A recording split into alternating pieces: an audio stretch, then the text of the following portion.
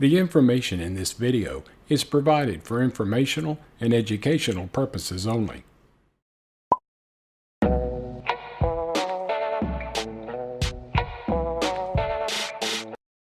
Welcome to Dose of DeAnn, where you'll get a little shot of what my life is like living with SMA. I think curiosity is part of human nature. That's why I think it's only natural when you see someone different than yourself out in public, you wonder why that is. Like being in a wheelchair. Why is that person in a wheelchair? Today I'm going to talk about some of the reactions that I've gotten out in public and my response to that. But first, here's a word from our sponsor. This vlog was made possible by a sponsorship from Avexis, a clinical-stage gene therapy company relentlessly focused on bringing gene therapy out of the lab and into the clinical setting for patients and families devastated by rare and life-threatening neurological genetic diseases.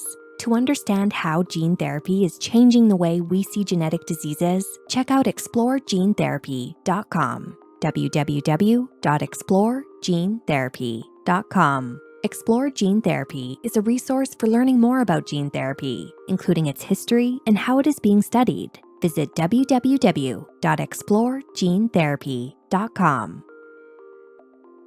Welcome back. In public, the biggest reaction I get, I would say, is from kids. Well, actually, it's kind of from the parents of the kids, because kids have no filter, so they usually say, "Mommy, why is she in a wheelchair?" Or "What's wrong with her?" And the parents, not knowing what to do, they kind of corral their kids up and scurry off. And that's not exactly the reaction that I prefer to see. I remember one time when I was grocery shopping with my mom, she was putting the groceries in the car, and a mother and her young child walked up to me. The mom said, "My daughter was wondering why you're in a wheelchair, so I thought we'd come over and ask." And I thought that was really a nice thing to do. And the child was awfully young, so I didn't want to get into too much detail. So I said, "Well, I use a wheelchair because I can't walk." And when I got the why, I said, "Well, my muscles just aren't very strong. And it was something that I was born with." And that was enough to pacify her. And the child will grow up not being afraid to ask questions and not kind of ignoring people who are different than her. So I think that's kind of more what I hope to see, but that's not always the case. And what parents don't realize is that when they kind of corral their kids and hope, try not to have them say something embarrassing, what they're actually doing is teaching those children that, yeah, there might be something wrong with that person, to stay away. So I do like more interaction. I know as I've gotten older, I've noticed more people actually ignore me in general. They don't even make eye contact. One time I drove my wheelchair to the mall, and halfway across the parking lot, something fell off of my wheelchair that I needed. And as people drove by, they didn't even look. And I was trying to wave someone down, and people were totally ignoring me. And I had to actually go seek someone out to come and pick up this item for me. At the time, I didn't have my service dog with. So I just kind of think it's at least more appropriate for people to, if you don't want to ask why they're in a wheelchair or what's up, just at least look at the person and smile. So that's kind of my thoughts on that. It kind of depends on the situation, on how I explain my disability.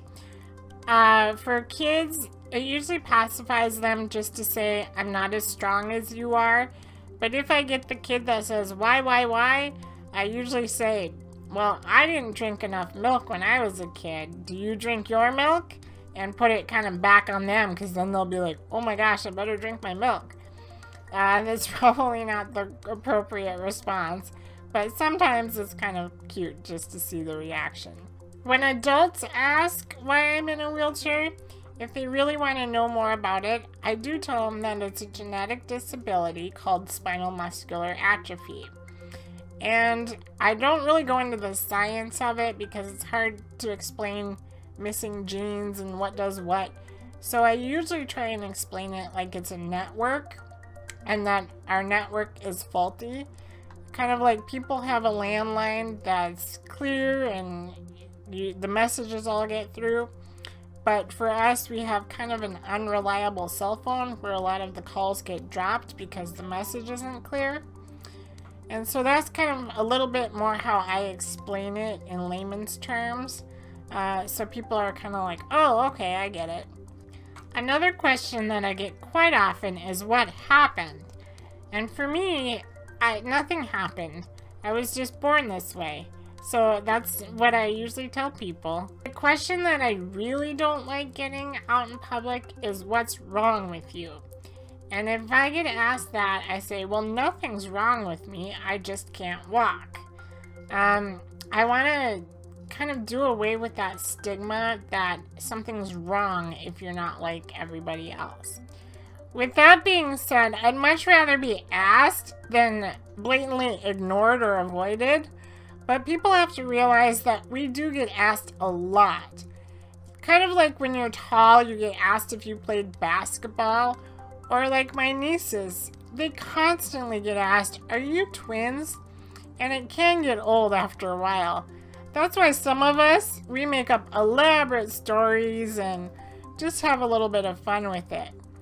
How about you? What are your reactions? What questions do you get asked all the time?